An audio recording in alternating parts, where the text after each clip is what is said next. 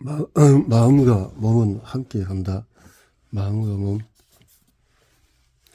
스트레스를 받아 부정적인 기분이 들면은 식욕이 폭발하면서 달고 맵고 자극적인 음식을 잔뜩 먹고 싶어진다. 이런 음식을 먹고 나면은 식욕을 조절하지 못했다는 생각에 자책하고 자괴감이 들면서 다시 기분이 나빠진다. 기분이 나빠지면은 더욱 자극적인 음식을 찾게 된다. 이렇게 악순환은 반복한다. 몸과 마음은 밀접하게 연관되어 있다.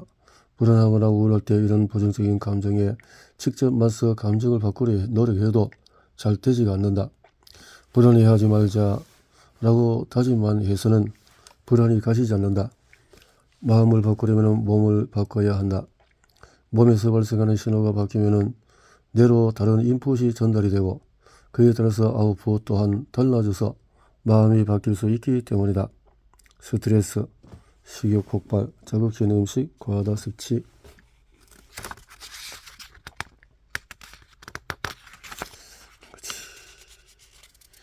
변화의 시작은 먹는 음식을 바꾸는 것부터. 몸을 바꾸기 위해서는 마음을 바꾸기 위해서는 몸을 바꿔야 한다. 그럼 시작은 어디서부터 시작할까? 몸에서 발생하는 신호를 바꾸는 가장 쉬운 방법은 먹는 음식을 바꾸는 것이다.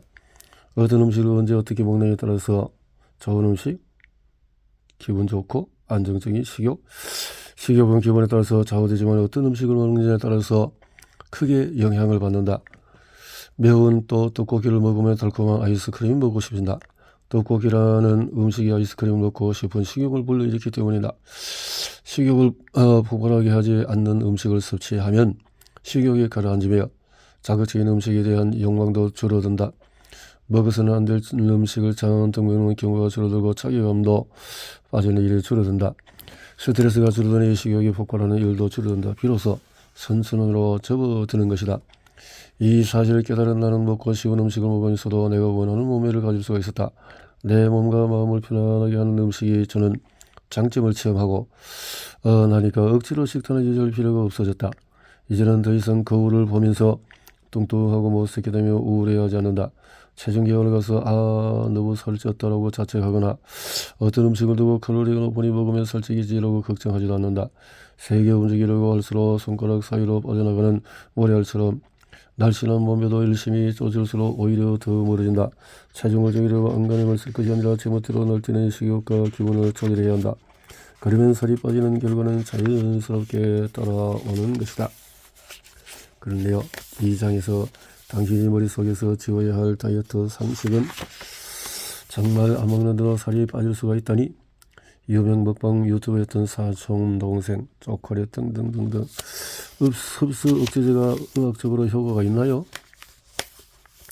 시중에서 쉽게 사줄 수 있는 대표적인 흡수 억제제는 갈시니아 캄보지아다. 탄수화물이 지방으로 합성되는 것을 먹는 원리라고 하나 최근의 연구 결과 중에서 체중 감량에 유의미한 작용한다는 결과는 없으므로 효과를 맹신하지 않는 편이 좋다.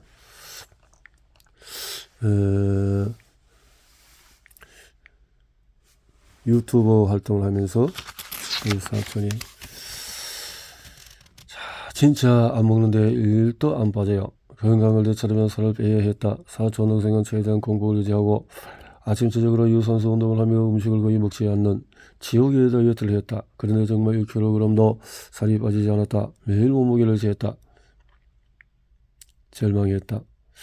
약속을 잡으며 그래서 갑상선 이상이 아닐까 싶어서 호르몬까지 검사했지만 아무 문제가 없다고 했다. 의사인 내가 봐도 사촌 동생의 몸은 미스터리 그 자체였다. 진짜 안 먹는 데도 안 빠졌으니까 말이다. 병원에 가면 의사들은 적게 먹고 운동을 더 하라고 조언한다. 저 진짜 별로 많이 안 먹는데. 나도 사촌 동생의 사례를 보기 전까지는 그런 의사 중에 하나였다. 분명히 뭔가를 먹었을 거라고 넘겨짚었다. 하지만 덜 먹고 많이 운동하는 대로 해도 상식대로면 사촌은 20kg은 넘게 빠졌어야 하는데 그렇지 않다는 거죠. 살이 안 빠지는 스트레스가 결국 폭식을 부르고 사촌 동생의 몸 상태를 좀 더 꼼꼼히 살펴봤다. 사촌 동생은 음식을 거의 안 먹다시피 했고 어떤 날은 좋아하는 초콜릿 디저트를 먹는 10분을 위해 나머지 23시간 50분을 굶기도 했다. 초콜릿 디저트? 그렇게 힘들게 다이어트를 하고 살이 빠지지 않자 사촌 동생은 분노했고 안 좋은 기분은 폭식으로 이어졌다. 나는 어차피 해도 안 된다는 분노와 그래서 극한의 다이어트를 해도 살이 빠지지 않는다면 문제가 있는 건가요? 식사량을 겉으로 제한하고 강도로 운동을 해도 몸무게의 변화가 없거나 오히려 몸무게가 늘거나 몸이 붓는다면 갑상선, 저하증, 다낭성, 단소질환, 스테로이드 부작용 등을 의심해 볼 수 있다. 비검사에서 필요한 항목을 조사해서 검사하게 된다. 자, 이렇게 정신을 차린 후에 이미 엎질질 무리하고 수습하고 토해보려 해도 안 된다는 거죠. 식욕을 조절 못한다는 좌절감과 자기 혐오가 섭식장애의 증상을 알고 섭식장애의 가장 큰 문제는 사람을 불행하게 만든다는 것이다. 많은 음식을 마음껏 먹는 것은 분명히 행복한 일이다. 그런데 그 행동이 자신을 불행으로 몰고 간다. 섭식장애, 다이어트를 하는데 점점 더 불행해진다면 잘못된 다이어트를 하고 있다는 것이다. 당신의 다이어트가 잘못되었다면 당신의 다이어트 상식을 다시 고민해야 한다. 특히 다이어트에 성공한 경험이 있어서 몸무게가 자주 왔다 갔다 하는 사람들은 더 주의해야 한다. 이들은 각자 나름의 방법으로 살을 뺀 적이 있기에 그 방법을 다시 시도하려 한다. 그러나 기존 방법은 몸무게를 줄일 수 있을지 몰라도 유지할 수 없는 방법이다. 잦은 다이어트로 또 체중 감량과 요요를 반복하면 할수록 근육은 줄어들고 체지방은 늘어난다.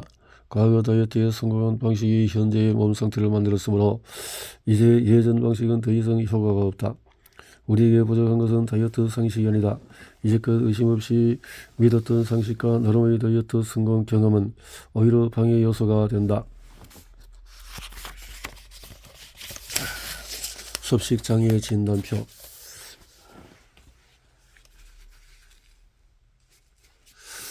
폭식한다. 폭식이는 일정한 시간 동안에 아주 많은 양의 음식을 먹는 것이다. 폭식하는 동안에 양을 조절하는 능력을 상실했다고 느낀다. 폭식하는 것 때문에 스트레스를 받는다. 폭식 장애는 지속적이고 반복적으로 폭식하고 폭식을 스스로 통제하지 못하며 폭식으로 인한 부끄러움, 죄책감. 폭식 장애. 진단표에 해당하는 사항이 많다면 당신의 식욕에 어떤 방법을 써도 조절이 안 될 것이다. 다이어트 때문에 신체와 정신의 건강을 잃어서는 안 된다.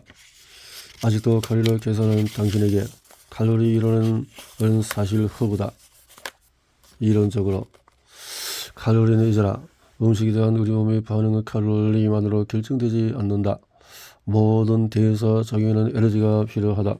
감기에 걸려서 입맛이 뚝 떨어지는 것은 단순히 코가 막혀서가 아니라 몸이 바이러스와 싸우는 면역 반응에 집중할 수 있도록 내가 지시했기 때문이다. 바이러스를 제압하기 위해서 백혈구를 더 많이 만들어내고 바이러스 정보를 림프절에 전달하고 항체를 생성하려면 위장관은 잠시 활동하지 않는 편이 낫다. 음식을 소화하는 과정에서 운동을 하며 효소를 분비하고 영양분을 흡수하는 데 들어가는 에너지를 줄이는 것이다. 이런 이유로 뇌는 위장관의 음식이 꽉 차있지 않도록 식욕을 떨어뜨린다. 또 당신이 맹신하는 칼로리 계산은 매우 부정확하다. 칼로리 계산 자체가 이 공식에서 소식하는 다이어트로는 살을 뺄 수가 없다. 적게 먹어야 살이 빠진다고? 만족감이 없는 식사는 잘못된 식사다. 끼니를 먹고 난 뒤에 만족감이 없고 먹은 것 같지 않다면 이는 잘못된 식사다. 배고프다는 느낌이 들지 않도록 충분히 먹어야 한다. 충분하다는 느낌은 양에서만 오지 않는다. 음식에서 중요한 것은 양보다 질이다. 배가 빨리 불렀다가 빨리 꺼지는 음식도 있고, 그래서 적게 먹으면 기초 대사량만 떨어진다. 그런데도 음식을 적게 섭취한다는 생각을 포기하지 못할지도 모르겠다.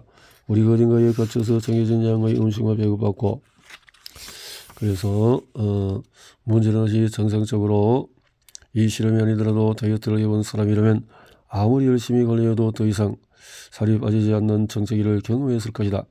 살이 빠질수록 기운이 없어지고 성질이 예민해지고 피부며 머리카락이 푸석푸석해진다면 음식의 양만 줄이고 질은 신경 쓰지 못했다는 뜻이다. 이래서는 제대로 살을 뺄 수가 없다. 처음 며칠 또 며칠 동안에는 몸무게가 줄어들지 몰라도 다이어트를 멈추는 순간에 무서운 속도로 되돌아온다. 내가 현재 상황을 매우 부적절한 위기 상황으로 인식해서 어떻게든 원래 상태로 되돌리려 하기 때문이다. 그러면은 기초 대사량이 떨어지고 식욕이 솟구치며 이렇듯 잘못된 다이어트는 오히려 상황을 악화시킨다. 운동으로 칼로리를 태워도 살이 안 빠질 수가 있다. 하루에 10kg 걷는 수렵 부족과 사무적의 하루 대사량 차이는 육구제에서 운동을 통해서 억지로 에너지를 쓰려 해도 신진대사로 쓰는 에너지량이 줄어들면 제자리 걸음이다. 운동이 음식을 먹은 것은 최소화하기 위한 행동이 되어서는 안 된다. 이런 점점 오르는 칼로리를 추가로 태울 수 없을 뿐더러 먹은 만큼 운동해야 한다는 생각에 음식을 온전히 즐길 수가 없다. 즉 음식과 운동이 강박이 생길 수가 있다. 먹는 만큼 에너지를 써야 살찌지 않는다. 우리가 철석까지 믿는 이 공식은 반쪽짜리 진실이다. 삼중마를 보는 사람이 백마를 무조건 저축하겠다고 마음먹었는데 갑자기 예상치 못한 지출이 생긴다며 우리 몸도 마찬가지로 우리 몸에 보존해야 하는 지방의 양은 굉장히 중요하다. 지방은 음식을 섭취 못할 때 소중한 에너지이기 때문에 지방 분해 주사, 지방 흡입 수술로 살을 뺄 수가 있다고? 살 빼는 목적보다도 소량의 군살 제거에 효과적이다. 모든 비용이 비싸면 그에 비례하는 효과를 기대하기 마련이다. 의사가 된 후에 나는 지방 분해 주사를 많이 수술했다. 지방 분해 주사는 팔뚝, 허벅지, 등, 복부, 지방 분해, 지방 흡입 수술로 내 몸에 있던 20kg의 지방 중에서 5kg을 제거했다고 치자. 내 몸은 사라진 5kg를 되돌리기 위해서 식욕을 폭발시키고 대사를 떨어뜨린다. 그래서 성인이 되면 지방세포의 숫자가 더 늘어나지 않는다는 상식과 달리 지방세포는 6배 이상 커지고 분열해서 숫자가 늘어날 수가 있다. 억지로 살을 빼는 것이 아니라 저절로 빠지게 해야 한다. 태양과 바람이 지나가는 나그네의 옷을 벗기려고 대결하는 이야기를 알고 있을 것이다. 바람은 거치기를 보며 나그네의 옷을 억지로 벗기려고 했으나 나그네는 옷을 더 세게 붙잡았을 뿐만 아니라 추워진 날씨에 옷을 더 단단히 여몄다. 태양은 완전히 반대의 전략을 취해서 뜨거운 햇볕을 내리쬐어 나그네가 스스로 옷을 벗도록 했다. 이제껏 내가 해온 다이어트가 이 이야기의 바람과 같은 방식은 아니었을까? 전략을 바꿔야 한다. 전략을. 가짜 식욕이야말로 진짜 식욕이다. 위로, 보상, 칭찬, 응원의 의미가 있는 음식. 소아응급실에서 인턴으로 일할 때 나의 필수품은 뽀로로 비타민이었다. 음식은 아이를 달리는 효과적인 수단이다. 이제 우리는 다 자란 어른이 되었다. 그러나 우리가 음식을 대하는 태도는 어린아이와 크게 다르지 않다. 열심히 공부해도 또 시험에 합격하며 음식은 여전히 위로, 보상, 칭찬, 격려, 응원 등의 감정적인 의미를 지닌다.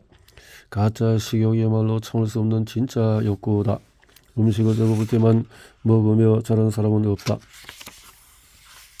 가짜 식욕이라고 하면 실체가 없다고 여기고 참거나 무시하며 외면하려고 한다.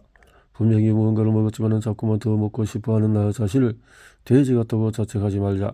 내가 오늘 먹은 음식, 내가 처한 상황, 나의 기분, 이 모든 것이 합쳐져서 무언가를 먹고 싶다는 결과로 억지로 참거나 무시하지 말고 제대로 파악하고 조절하는 방법을 찾아야 한다. 몸무게를 줄이기 전에 식욕부터 길들여라. 포만감 충동 조절이 고장난 건 아닐까? 앞서 나온 먹방 유튜브였던 사촌 동생 결국 다이어트에 성공했다. 머릿속에 뭔가가 생긴 것이 구멍인데 나는 이 사태가 바로 세로토닌의 제기능을 못하기 때문이라고 판단했다. 세로토닌은 흔히 행복 호르몬으로 알려져 있는데 세로토닌이 부족해지면 우울하고 불안해지고 무기력해진다.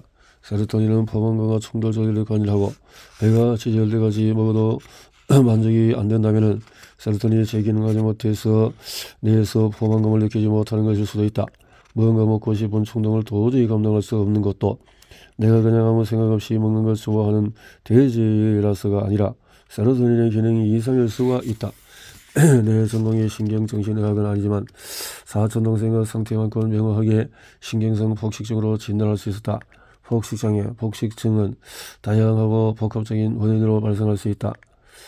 폭식. 나는 사촌 동생의 약을 먹어보자고 제안했다. 세로토닌에 문제가 생겨서 식욕 조절이 안 되고 기분 조절 안 된다면은 SSRI가 답이 될 수 있다. SSRI는 가장 쓰이는 우울증 약인데 세로토닌 부족으로 생기는 다양한 질환에도 쓰인다.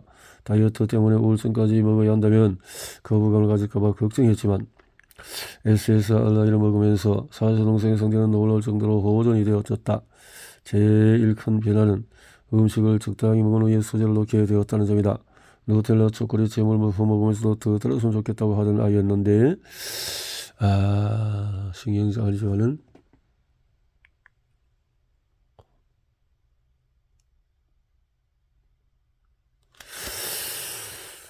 자, 식욕이 어느 정도 정상 범위에 들어오며 사촌 동생은 다이어트 방식에 변화를 주었다. 일상적인 밥과 반찬 위주로 먹는 일반식 다이어트를 시작했다. 전부 다 먹는 양이 늘었는데도 살이 빠졌고 몸에 식은땀을 흘리거나 몸이 붓는 이상 증세도 좋아졌다. 사촌 동생이 6개월에 걸쳐서 아주 천천히 그렇지만 단단하게 체중을 줄여 나갔다. 자, 우울증 약을 먹으면 누구나 살을 뺄 수 있나요? 섭식장애 증상이 들어오는 사촌 동생은 우울증 약을 복용해서 식욕과 기분을 정상화한 후에 비로소 올바른 다이어트를 시작할 수 있었다. 하지만 우울증 약을 먹는다고 무조건 식욕이 억제되고 살이 빠지는 것은 아니니 주의하자. 약 복용이 필요한지 여부는 개인의 증상에 따라서 상담을 하도록 하자.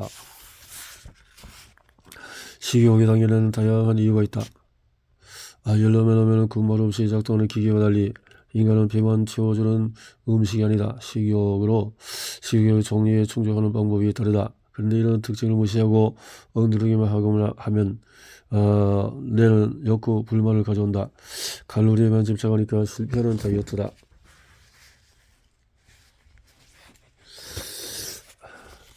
이런 뇌의 메커니즘을 이해하지 못하고 무조건 먹는 걸 참으려고 하면 점점 악순환으로 치닫게 된다. 나쁜 음식, 좋은 음식이라는 흑백 논리는 이제 그만하자. 다이어트를 할 때 가급적이면 피하면 좋은 음식들이 있다. 설탕, 밀가루, 제일 나쁜 지방이 많고 가공도 높은 음식일수록 다이어트에 방해가 된다. 대표적으로 떡볶이, 치킨, 라면, 마라탕, 짜장면, 탕수육, 곱창, 과자, 초콜릿, 아이스크림 등등이다. 그렇다고 이런 음식을 절대 먹으면 안 되는 나쁜 음식으로 규정하는 것은 좋지가 않다.